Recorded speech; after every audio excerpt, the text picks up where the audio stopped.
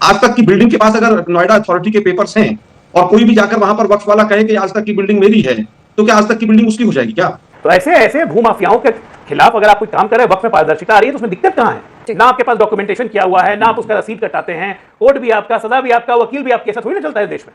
70 साल से यही गलत दिशा में ये देश जा रहा था। 1995 के एक्ट के अनुसार तो कहीं पे भी कपड़ा रख दीजिए, जमीन उसकी हो जाएगी, अप्रूव आपको करना है, नहीं होगा। तो ये सब चीजों को दूर करना, इन सब विसंगतियों को दूर करना जरूरी है। आप समझिए, एक से एक मतलब तिरुचिरापल्ली के पूरे गांव पर दावा ठोक दिया। आप दावे सुनेंगे तो आप खुद हैरान रह जाएंगे, लेकिन मैं दावे पर सिर्फ नहीं जाना चाहती हूँ। अनुराग जी, कभी यूसीसी लेके आएंगे, उससे मन नहीं भरेगा तो एनआरसी लेके जाएंगे, एनआरसी से नहीं भरेगा तो संभल पहुंच जाएंगे, संभल से छूटेंगे तो औरंगजेब को कंधे में उठा के घूमेंगे और पूरे देश में घूमते रहेंगे, उससे मन नहीं भरेगा तो वक्फ बोर्ड पे अब आ गए। दोस्तों नमस्कार, स्वागत है आप सभी का। आप देख रहे हैं एसके डिबेट। अगले हफ्ते वक्फ संशोधन बिल को सदन में पेश किया जा सकता है। यह बिल 8 अगस्त 2024 को लोकसभा में पेश हुआ था, लेकिन इस पर हंगामे के बाद इसे जेपीसी के पास भेज दिया गया था। लेकिन अब कभी भी इसे पारित कराने के लिए सरकार लोकसभा में ला सकती है। इस बिल से मुस्लिम संगठनों से लेकर तमाम विपक्षी दल नाराज हैं। उनका आरोप है कि इस बिल के जरिए सरकार वक्फ बोर्ड की संपत्ति को हथियाना चाहती है। दूसरी तरफ जेपीसी के अध्यक्ष जगदंबिका पाल ने कहा कि यह सिर्फ एक सियासी तकरार है। फिलहाल वक्फ बिल पर सदन से लेकर सड़क तक सियासी संग्राम शुरू हो गया है। कल all India personal law board ने दिल्ली के जंतर मंतर पर विरोध प्रदर्शन किया, जिसमें विपक्षी दलों के कई सांसदों ने भाग लिया। आज की डिबेट इसी मुद्दे पर होने वाली है। बीजेपी की तरफ से डॉक्टर हजालोक, अनुराग भदौरिया समाजवादी पार्टी की तरफ से और आलोक शर्मा कांग्रेस पार्टी की तरफ से हैं। दोस्तों वीडियो बहुत मजेदार होने वाली है। आपसे अनुरोध है वीडियो को अंत तक जरूर देखें। वीडियो पसंद आए तो लाइक करें, शेयर करें, कमेंट करें और मेरे चैनल को सब्सक्राइब करें। तो दोस्तों मेन डिबेट स्टार्ट करते हैं। चलिए शुरू करते हैं। डिस्प्यूट ना हो ये भी तो एक मुश्किल है ना। अब आप ये देखिए, ये सूरत की शिव शक्ति सोसाइटी का मामला है। एक प्लॉट मालिक ने, एक प्लॉट मतलब एक जो उसमें सिर्फ घर है, उस मालिक ने उसको वक्फ को दे दिया। अब वहां पर नमाजी आकर नमाज पढ़ने लगे, तो बाकी सोसाइटी में जो लोग रह रहे हैं, क्या उनकी कोई राइट्स नहीं है? ऐसे में उनकी सुनवाई कहां पर होगी? आप समझिए, एक से एक मतलब तिरुचिरापल्ली के पूरे गांव पर दावा ठोक दिया। आप दावे सुनेंगे तो आप खुद हैरान रह जाएंगे, लेकिन मैं दावे पर सिर्फ नहीं जाना चाहती हूँ। अनुराग जी, क्या इसको देखने की जरूरत नहीं है? अबे जल्दी बोल, कल सुबह पनवेल निकलना है। अब भाई ये बताइए, वक्फ बोर्ड ने आपने जेपीसी बनाई, जेपीसी ने आपने अपोजिशन के उसमें मेंबरान रखे। अब आपने जब जेपीसी बनाई है तो आपकी जिम्मेदारी बनती है जो आपको सजेशन दे रहे हैं उनको मानिए। मानने के बाद उनके अगर उन्होंने जो अपने सजेशन दिए, शायद वो ज्यादा अच्छी तरह समझते, आप उनको मानते और फिर उनको मानने के बाद जेपीसी की एक मान रखा जाता है ना कि जेपीसी बनी है तो जेपीसी में सब लोगों ने अपने अपने विचार रखे, उन विचारों को आप पार्लियामेंट में लेके आइए। लेकिन आप जिन्होंने अपने विचार रखे उनको आप मानने को नहीं तैयार हो, और फिर दूसरे साथी कह रहे हैं कि भैया पार्लियामेंट में इसका फैसला होगा, जंतर मंतर में कैसे होगा? भाई लोकतंत्र में यह संवैधानिक अधिकार है कि हम अपनी आवाज उठा सकते हैं। भाई आप पे क्या भरोसा? आप तो पार्लियामेंट के अंदर में भी जिस तरह से किसानों का बिल आपने बनाया, जबरदस्ती जब विपक्ष आपसे कहता रहा विपक्ष की सलाह मान जाइए, विपक्ष के कुछ पॉइंट उसमें ऐड कर लीजिए, कहां माना आपने बिल पास कर दिया। बाद में किसान 1 साल तक धरने पे बैठा तो आपको बिल वापस लेना पड़ा। तो यहां पे समय किसका बर्बाद हुआ? देश का। जब देश का समय बर्बाद होता है तो इसकी जिम्मेदारी भी तो सरकार को लेनी चाहिए। और कल आपका क्या भरोसा? पार्लियामेंट में तो आप 140 सांसदों को निलंबित कर देते हैं, सस्पेंड कर देते हैं, बिल भी पास कर लेते हैं। आप लोकतंत्र में विश्वास कहां रख रहे हैं? आप लोकतंत्र में विश्वास रखते तो जेपीसी के अध्यक्ष को बोलना चाहिए था कि जो सुझाव वहां के विपक्ष के नेताओं ने दिए हमने सब माने हैं, अब उसको हम पार्लियामेंट में लेके आ रहे हैं। पार्लियामेंट में सभी दल के नेता हैं, उस पर विस्तार पूर्वक चर्चा होगी। जो चर्चा में जैसा होगा बिल पास होगा, बिल सबके सामने होगा। ये सिंपल सी बात बनाने में इतनी कहानी बनानी पड़ती है। आजकल एक नया सिस्टम चला है भारतीय जनता पार्टी का कि उन्हें हमेशा समाज के अंदर में एक धर्म की राजनीति को उन्हें जिंदा रखना है। कभी ये यूसीसी लेके आएंगे, उससे मन नहीं भरेगा तो एनआरसी लेके जाएंगे, एनआरसी से नहीं भरेगा तो संभल पहुंच जाएंगे, संभल से छूटेंगे तो औरंगजेब को कंधे में उठा के घूमेंगे और पूरे देश में घूमते रहेंगे, उससे मन नहीं भरेगा तो वक्फ बोर्ड पे अब आ गए। अरे कहना क्या चाहते हो? महंगाई, बेरोजगारी, किसान समस्या से समाधान हो गया क्या? लेकिन वे जिंद जिंदा है। कभी औरंगजेब का जिंद ले आएंगे, कभी और जिंद ले आएंगे। इनको तो जिंद जिंदा रखने पड़ते हैं। अनुराग जी, आपने मेरे सवाल को बाईपास कर दिया। ये बड़ा कानून देश की संसद में आ रहा है।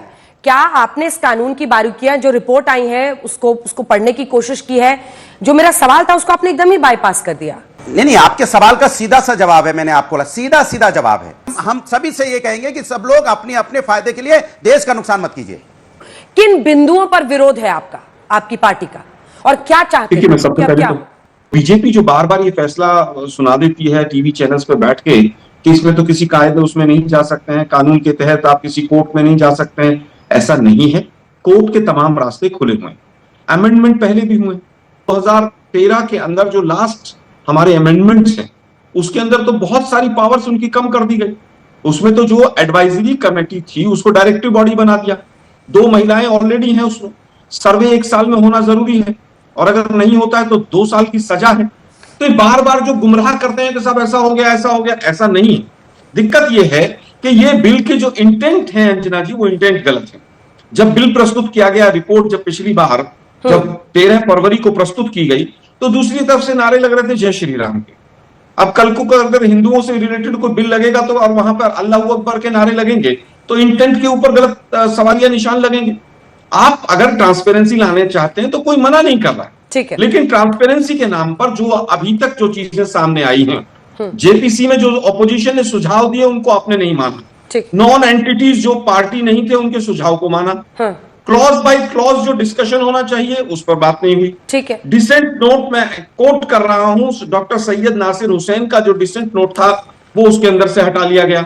अब आप चाहते हैं नॉन मुस्लिम्स इसके अंदर आ जाए, एडमिनिस्ट्रेशन इसके अंदर आ जाए, मंत्री इसके अंदर आ जाए और कई क्लॉज ऐसे हैं जिनके अंदर इस पर एक पॉइंटेड जवाब आप दीजिएगा कि आप मंत्रियों को नॉन मुस्लिम्स को उसमें क्यों लाना चाहते हैं। लेकिन आलोक जी जल्दी पूरा कीजिए। मेरा कहना है कि कोई भी वक्त की प्रॉपर्टी है या कोई भी प्रॉपर्टी है, उसका लैंड यूज वहां की कॉर्पोरेशन डिसाइड करती है, वक्फ बोर्ड डिसाइड नहीं करता है। अगर वो रेजिडेंशियल फ्लैट है तो रेजिडेंशियल फ्लैट ही रहेगा, उसमें मस्जिद नहीं बन सकती। अगर आप वहां पर कह रहे हैं कि साहब वहां की सूरत की म्युनिसिपैलिटी की जो बिल्डिंग है उसके ऊपर वक्फ ने कब्जा, उसमें दावा ठोक दिया। अगर म्युनिसिपैलिटी की बिल्डिंग के पास अपने लैंड डॉक्यूमेंट्स हैं तो वो सीधा हाई कोर्ट सुप्रीम कोर्ट जाएंगे। ऐसे कैसे कोई दावा ठोक देगा? आज तक की बिल्डिंग के पास अगर नोएडा अथॉरिटी के पेपर्स हैं और कोई भी जाकर वहां पर वक्फ वाला कहे कि आज तक की बिल्डिंग मेरी है, तो क्या आज तक की बिल्डिंग उसकी हो जाएगी क्या? ये सीधा सीधा हाई कोर्ट और सुप्रीम कोर्ट की तौहीन करना है। ठीक है। कैसे कैसे लोग रहते हैं यार यहाँ पर। आप वक्फ में पारदर्शिता लाने के बहाने वक्फ की जमीन पर कब्जा करना चाहते हैं। इस आरोप पर आपकी सरकार का आपका क्या जवाब है? इस पूरे देश में लगभग 200 मुसलमान नेता ऐसे माफिया बन के बैठे हुए हैं जो पूरी वक्फ की जमीन को कब्जा करके और ये लोग अनाप शनाप उस पर कार्य किए जा रहे हैं। तो क्या सरकार ऐसे लोगों को रोकेगी नहीं?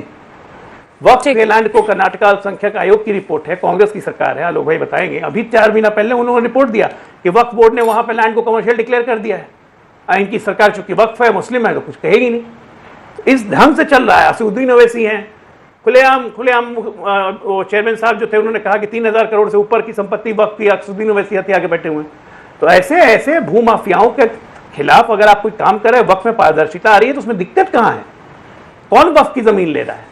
ना आपके पास डॉक्यूमेंटेशन किया हुआ है, ना आप उसका रसीद कटाते हैं, कोर्ट भी आपका, सजा भी आपका, वकील भी आपके। ऐसा थोड़ी ना चलता है देश में। ठीक है, 70 साल से यही गलत दिशा में ये देश जा रहा था। तो ये याद रखना चाहिए कि बाबा साहब के बनाए हुए संविधान में वक्फ का जिक्र ही नहीं था। क्योंकि वक्फ का मतलब क्या होता है? अल्लाह को दान की हुई संपत्ति जिसका उपयोग दबे कुचले गरीब तबके के लिए किया जाए इस्लामिक लॉ के द्वारा। तो क्या इस देश में शरिया का कानून हमने मान लिया है क्या? क्योंकि वक्फ को काम करना है इस्लामिक लॉ के द्वारा। बहुत सारे मुस्लिम देशों में जैसे है। तो इसलिए पहली बात तो ये संविधान सम्मत ही नहीं है। आर्टिकल 25-26 इस पर लागू नहीं होता है। भारत के तीनों कोर्ट इस पर लागू नहीं करते हैं। तो ये सबको अगर आप पारदर्शिता में लाएंगे तो जो संविधान की दुहाई दे रहे हैं उनको तो पहले ये जान जाना चाहिए कि वक्फ एक्ट संविधान सम्मत है ही नहीं। इसको जैसे लाया गया, इसीलिए बाबा साहब के समय में संविधान में कोई वक्फ की जिक्र नहीं की गई थी, क्योंकि हम धर्मनिरपेक्ष राष्ट्र है। भाई वक्फ के अनुसार आप एक धर्म को उसके राइट्स दे दीजिएगा, सारे राइट्स, लेकिन बाकी धर्मों को तो आप दे नहीं रहे। ना हिंदू को दे रहे हैं, ना बौद्ध को दे रहे हैं, ना जैन को दे रहे हैं, ना किसी को दे रहे हैं। तो ये तो ठीक नहीं है। समानता के आधार पर ये कानून बना ही नहीं था, तो इसलिए तो होना ही नहीं चाहिए। बात तो सही है। अब आ गया कि इसके दुरुपयोग। भाई 1954 में बना, 55 में लाया गया, 64 में फिर उसमें परिवर्तन किए, 1995 में असीम शक्तियां दे दी गई।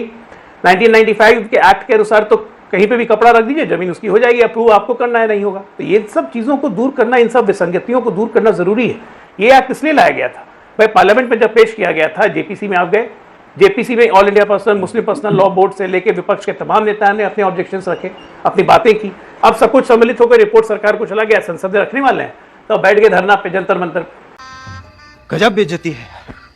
अरे इवन कि इन लोगों ने जितने ऑब्जेक्शंस दिए हैं, जगपाल कह रहे हैं कि सारे ऑब्जेक्शंस को भी हमने नोट कर दिया, नोटिफाई कर दिया, फिर किस बात की दिक्कत है? अगर नासिर हुसैन उस कमेटी में थे, उनके डिसेंट नोट को नहीं शामिल किया गया, क्या रिपोर्ट में ही गायब कर दी गई है विपक्ष की बात को? नहीं, बिल्कुल नहीं अंजना जी, बिल्कुल नहीं। जो व्यक्ति अब इंस्टीट्यूशंस को मानने के लिए मना कर रहा है, ब्यूरोक्रेसी हमारा इंस्टीट्यूशन है, ये कहते हैं डीएम क्यों रहेगा उसमें? आलोक भाई कह रहे थे डीएम क्यों रहेगा, ये लोग भी कह रहे थे। तो आप इस देश की इंस्टीट्यूशंस को ही नहीं मानिएगा, कल को सरकार में आप भी रहिएगा भैया, वैसी ब्यूरोक्रेट को चलाना है सिस्टम को। देखा दोस्तों, आपने डॉक्टर यालोक, अनुराग भदौरिया और आलोक शर्मा तीनों को सुना। आप किसकी बात से सहमत हैं? दोस्तों, वीडियो को लास्ट तक देखने के लिए दिल से धन्यवाद।